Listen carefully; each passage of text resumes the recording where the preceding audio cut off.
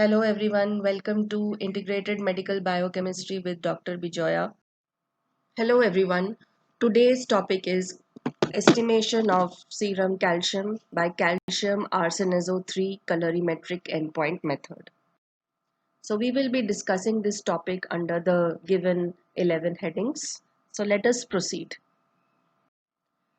First, let us know about the functions of calcium. So, as you know, it is involved in the formation of bone and teeth in muscle contraction. It is the coagulation factor 4 where it activates prothrombin to thrombin.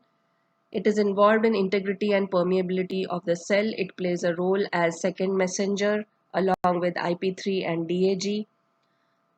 Enzyme activation, it carries out activation of various enzymes such as pyruvate kinase, pyruvate dehydrogenase, and glycogen synthase, to name a few. It is also involved in nerve transmission and secretory processes. It is playing an important role in the hormone release such as insulin, parathyroid hormone, and vasopressin. Now, the total calcium available in the plasma exists as bound form and free ionized form. And the third part is the complexed form with small anion. So it exists in three forms, that is complexed form, which exists or comprises of 10% of total calcium, and it is existing with complex form with bicarbonate and phosphate. The protein bound form consists of 40% and it is bound with albumin and globulin. Majority, that is 80% of bound form calcium uh, is bound with albumin. However, the free ionized form is the biologically active form and it exists. It is regulated by these hormones. So the positive regulators are parathyroid hormone and vitamin D. Parathyroid hormone works by demineralization, decalcification, increase of vitamin D, and increased calcium absorption. Whereas vitamin D functions by increasing bone mineralization, decalcification, and reabsorption of phosphate and calcium. So the mechanisms of PTH and vitamin D are given here. And calcitonin, on the other hand, has a negative regulatory effect. It does so by mineralization, decreased calcium absorption, and decreased reabsorption. The clinical significance of estimation of serum calcium is that calcium exists equally in free ionized form and the bound form, and major portion of the bound form is with albumin. So the levels of calcium in serum depend on the parathyroid hormone and vitamin D, and it also depends upon the calcitonin activity. The increased calcium levels are found in bone tumors and hyperparathyroidism, to name a few common causes, whereas decreased levels are found in hypoparathyroidism, renal failure, rickets, and vitamin D deficiency, along with pancreatitis. The clinical features associated with hypocalcemia are expressed in this diagram here. So, whenever there is low calcium, it may lead to certain uh, symptoms with which the patient comes. The common ones are paresthesia, seizures, prolonged QTCs, time in ECG. The patient may face muscle cramps, abdominal pain, perioral tingling, and when the value of calcium decreases to 7 milligrams or lower, which is a rare condition, it may cause tetany, which is involuntary muscle contraction. Chvostek's sign is also seen and Truzov's sign is also seen. So let us see what exactly these mean in the next slide.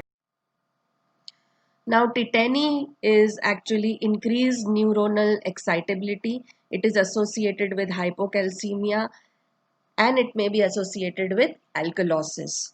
So there are three things that may be associated with tetany, that is Chvostek sign, which is the twitching of facial muscles in response to tapping over this area of facial nerve. So whenever on this area we tap near the facial nerve, then the face will twitch. So this is called Chvostek sign. Now there is another symptom that is seen, that is Trousseau's sign, which is the carpopedal spasm. Now this spasm is caused when the blood pressure cuff is um, uh, inflated and to the level above systolic pressure for 3 minutes. The hand will show this kind of spasm. So the carpospedal spasm is actually flexion of wrist, extension of fingers, abduction of the thumb. So this is what carpopedal spasm means. Now the clinical features associated with hypercalcemia are painful bones, renal stones, abdominal groans, and psychiatric moans. So the mnemonic is bones, stones, groans, and moans. The principle of measuring serum calcium level is the Arseneso endpoint method, which we are going to discuss today. So let us look at the principle. It is actually an endpoint chemical method. So calcium with Arseneso 3 at neutral pH gives a blue colored complex. The intensity of the color formed is proportional to the calcium concentration in the sample, which is measured at 650 nanometers. Now, to carry out this estimation, we need the following things, that is clean and dry glassware. Glassware should be washed and dipped in zero point 0.1 normal HCl, then washed with deionized water. We need micropipettes and tips. We also need colorimeter or a biochemistry analyzer, Arseneso 3 reagent, and calcium standard having known value of 10 milligram percentage. The alternative method for estimation of serum calcium is OCPC method or the orthochrysophthalene complexon method, which forms a purple colored complex with calcium. So both Arseneso 3 and OCPC are dyes which bind with calcium to form a colored complex, which is measured at respective wavelength. Now the sample needed for collection is venous collection, and it can be serum or heparinized plasma, but EDTA plasma should not be used in case of calcium because EDTA is a calcium chelator, so always there will be low calcium values that will be estimated. These are false low values. Now let us look at the procedure. So as whenever we do a colorimetric estimation, we need at least 3 dry clean test tubes labeled as blank, standard and test. And then we pipette in working reagent, which is 1000 microliter to each tube. Then in blank we add 10 microliter of deionized water. Standard we add 10 microliter of standard having known concentration, and for the test we add sample of 10 microliter whose concentration we have to find out. After adding all these, we mix and incubate for 5 minutes at room temperature. The absorbance is taken against reagent blank at 650 nanometers within 15 minutes, and the absorbance is noted down for calculation. So we will now see a live demonstration of the Arseneso 3 method. Now this is a semi-auto analyzer in which there are programs for various tests. Here we have selected calcium. Now this menu, when enter is pressed, the details of all the filter, standard concentration, everything is mentioned over here. So first we will have to aspirate distilled water and clean the whole pathway. So this is, I'm sorry, we need deionized water because calcium is an ion and it is present in even in water. So water has to be of high quality. So we use deionized water. Then we will aspirate reagent blank after cleaning the with deionized water. So now this is the blank tube labeled T, in which 10 microliter of blank is being added, that is deionized water. This will be mixed. You can see the color of arsenazo reagent, which is grape wine in color. Now he will add 10 microliters in the standard tube. You can see the color here of arsenazo reagent, and just change the difference on adding standard. Here you will see the difference in color. You notice the difference in color.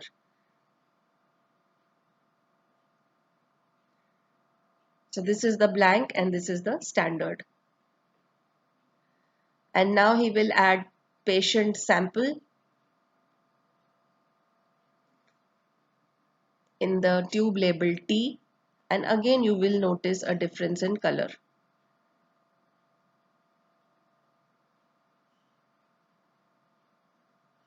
On mixing, you can see the difference. Now we will just take a comparison before reading. The reading has to be taken 5 minutes after incubation. So here you can see the blank is in the center and you can see the comparison. So after 5 minutes, we will be taking the readings. So this is the blank. First, we will set the blank at 630 nanometers.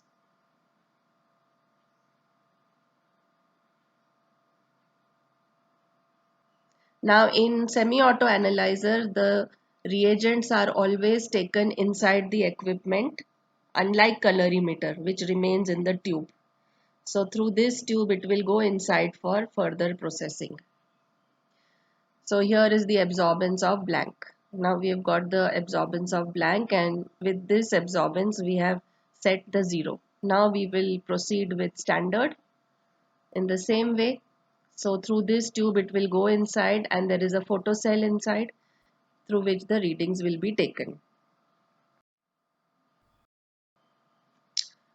So now this is the standard.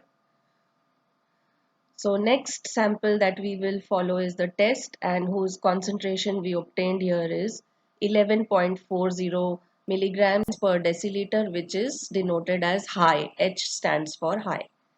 We will do one more sample.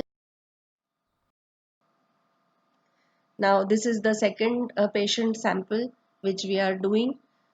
This is being aspirated in, and now we will get the calculation which is done automatically by the equipment. So here the value obtained is 7.17, which is designated as L, which means it is low. So we did two samples. One was higher than normal range and the second one was below the normal range. So let's come to calculation. Although in semi-auto analyzer the calculation is automatic, but in colorimeter we can take down the absorbance and follow this formula for doing the calculation. That is absorbance of test into 10, that is concentration of standard, divided by absorbance of standard. Here we are not using the blank readings because the 0 has been set with the reagent blank. And the reference range for serum calcium, total calcium, is 8.5 to 10.5 milligrams per deciliter. So now based on the two samples that we did, we will see how to interpret the values that we have obtained. Now first let us look at hypocalcemia. The normal serum calcium levels are between 8.5 to 10.5 milligrams per deciliter. Below 8.5 milligrams is termed as hypocalcemia. If the decrease of calcium is less than 7.5 milligram, it's a medical emergency and it may cause tetany, which will be accompanied by Chvostek sign and Trousseau's carpopedal spasm. So now let us look at the causes of hypocalcemia. The causes of hypocalcemia include hypoalbuminemia. So whenever any patient's calcium levels are low, it is always important to check the albumin levels and correct it. Then hypoparathyroidism, defect in vitamin D metabolism due to nutritional lack of sunlight, malabsorption, liver disorders, renal failure, and vitamin D dependent rickets. And there may be many other causes such as metabolic or respiratory alkalosis, sepsis, toxic shock syndrome, burns, acute pancreatitis, and massive transfusion of citrated blood. So these are some of the common causes of hypocalcemia. Now let us look at hypercalcemia. So hypercalcemia is defined as total serum calcium more than 10.5 milligrams per deciliter or ionized calcium more than 5.6 milligrams per deciliter. Severe hypercalcemia is defined as total serum calcium levels more than 14 milligrams per deciliter, and hypercalcemic crisis is present when severe neurological symptoms or cardiac arrhythmias are present in a patient with serum calcium more than 14 milligrams per deciliter. So causes of hypercalcemia include hyperparathyroidism, bone tumors, thyrotoxicosis, thiazide diuretics, and lithium therapy, to name a few. So now you will be able to answer these questions. Explain the cause of hypocalcemia and hypercalcemia. What is the biochemical role of calcium in the body? What is tetany? And name some good dietary sources of calcium. So hope you liked what I presented before you. So for more videos, like, share and subscribe, and don't forget to hit the bell icon. Thank you. Have a nice day.